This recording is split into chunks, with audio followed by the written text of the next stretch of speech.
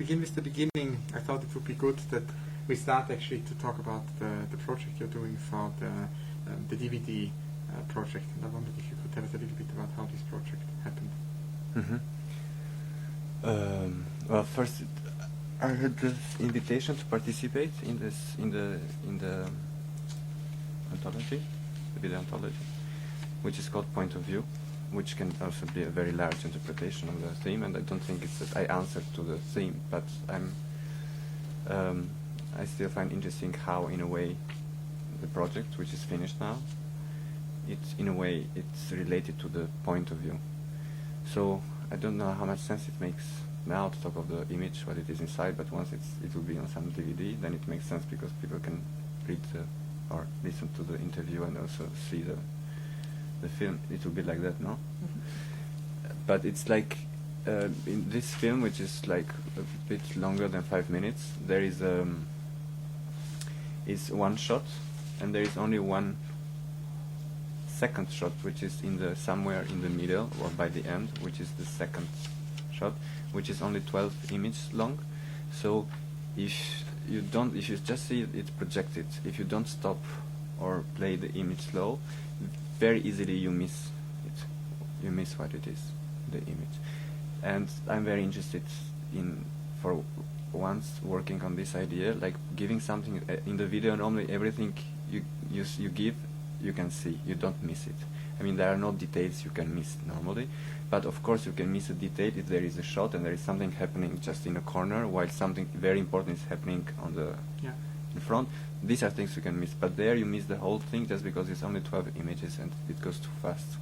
And this is, I mean, I think it's not very interesting to say what it is, but this thing is very closely related to the point of view, which is filming the point of view of this thing which has been filmed in a way which is not familiar to us, because there is, I think, especially when we film or when you think of animals, and especially animals who are a lot used in the history of the humans, or in the fairy tales or in the paintings and so on, like in this case, which is the horse, and when we think of Baragan, whatever, and all the rest, it's like we always imagine those things from points of view or from points of shooting that you immediately recognize them. And I was very interested in shooting this 12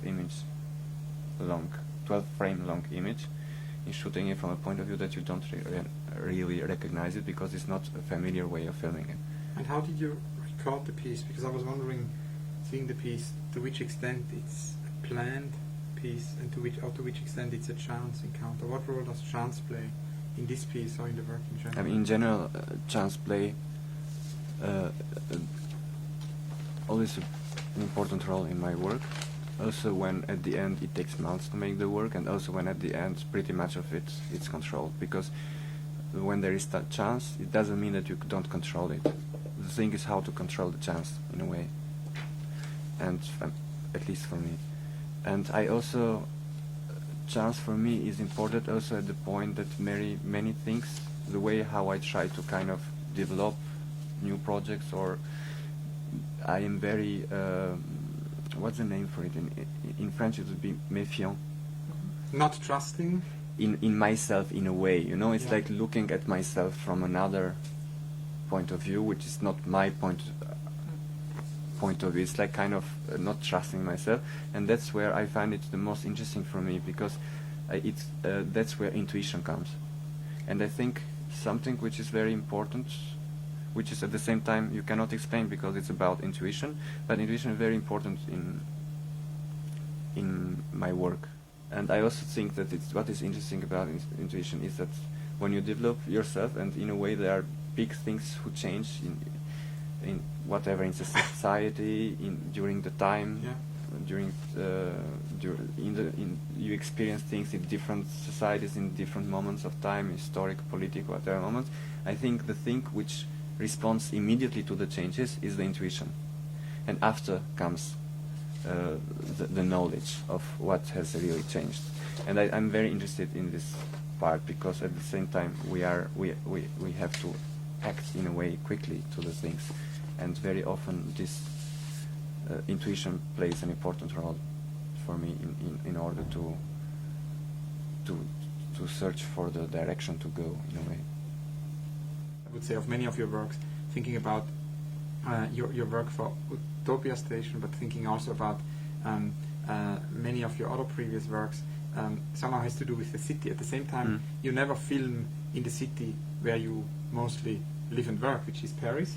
And at the same time, one cannot say it has a lot to do with Tirana, but at the same time, one cannot say that Tirana is your topic. It's a trigger in a certain way. And then you also film in many other geographies, between geographies. I was wondering if you could talk a little bit about these notions of the city and this question if it's less about belonging to a city than between sort of cities and geographies.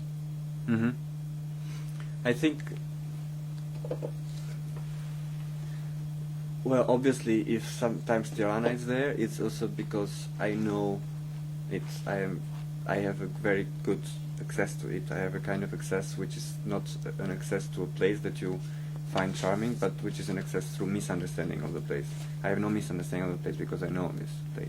It's not like arriving in a place where it's so beautiful to film, somewhere you don't know, and you still like to film because you find it so beautiful and images get in the camera, and when you see it after it's beautiful, but at the same time you don't really know that place. So that's why Tirana comes to me, because I just don't want to misunderstand places in a way.